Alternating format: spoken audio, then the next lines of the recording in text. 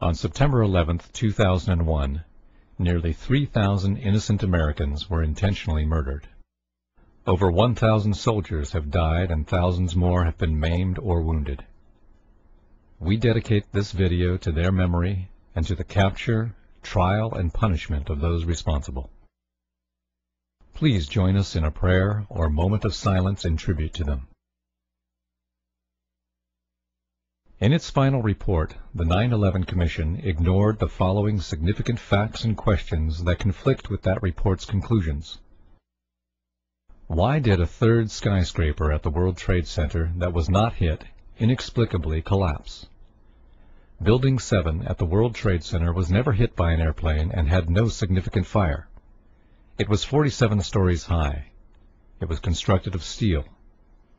Yet at 5:30 p.m. it fell perfectly straight down into a small pile of rubble, just like a controlled demolition. Why did the Federal Emergency Management Agency lament that the specifics of the fires in World Trade Center 7 and how they caused the building to collapse remain unknown? Larry Silverstein, the leaseholder of Building 7 who collected insurance of $7 billion, is on tape saying he ordered the New York Fire Department to pull it, to destroy the building with explosives.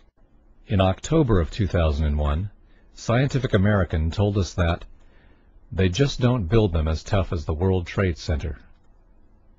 Considering that Meridian Plaza in Philadelphia burned fiercely for 19 hours yet never collapsed, how could the South Tower at the World Trade Center fall after burning less than 1 hour? How could the North Tower fall after burning only for 2? How could the jet fuel have caused the collapse when the Federal Emergency Management and other government agencies have stated that most of the jet fuel was gone in the initial fireball? Moreover, how could the fires have caused the collapse at all, since recent fire tests by Cardington found that a steel building survived fires in experiments with extreme temperatures beyond the range possible with jet fuel?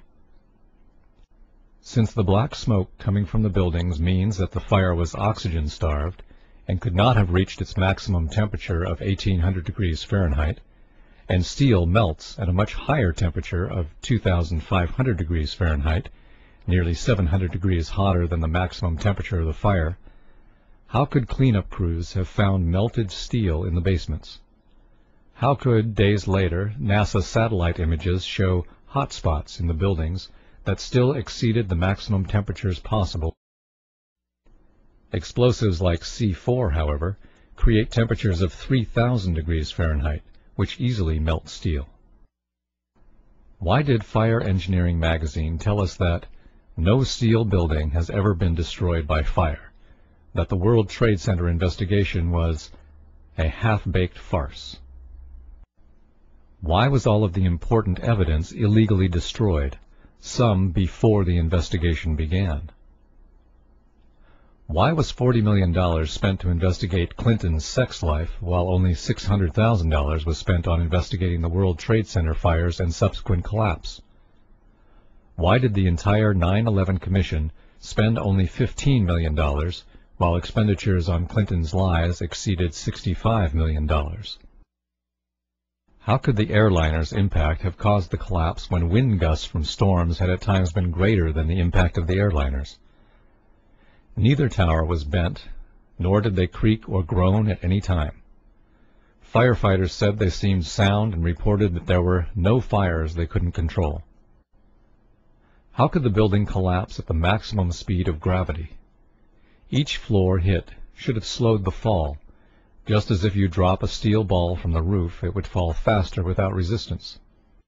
This couldn't have happened without explosives placed inside the structure.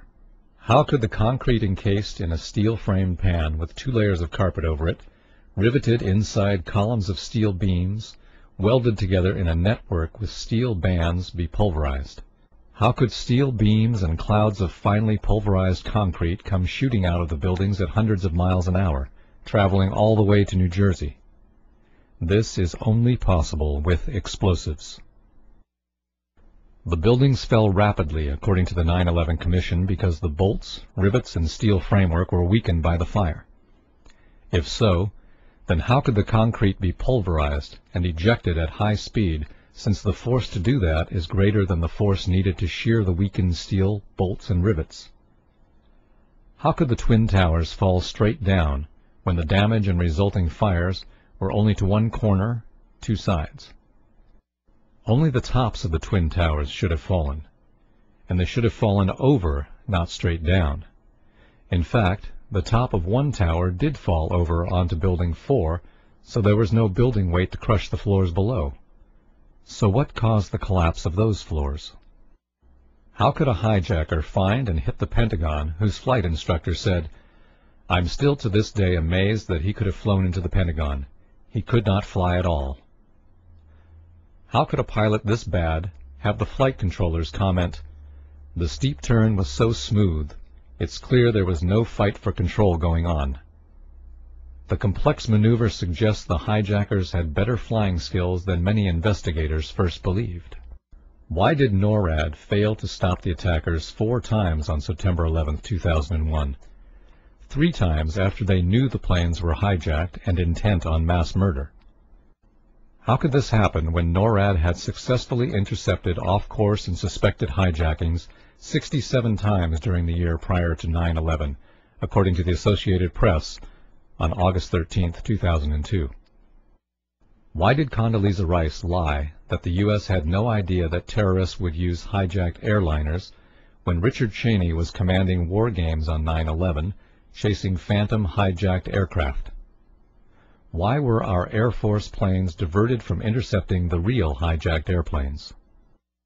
Isn't it too much of a coincidence that the 4 hijacked aircraft had only 20% of their seats filled, while all other transcontinental flights that day had 70 to 90% of their seats occupied? Why did the New York Times not publish the results of a Zogby poll which showed that 66% of New Yorkers want the 9/11 investigation reopened? This poll also found that 49% thought that VIPs in the government knew ahead of time and let it happen. Thus, the final report does or will not answer many important questions and has many inaccuracies.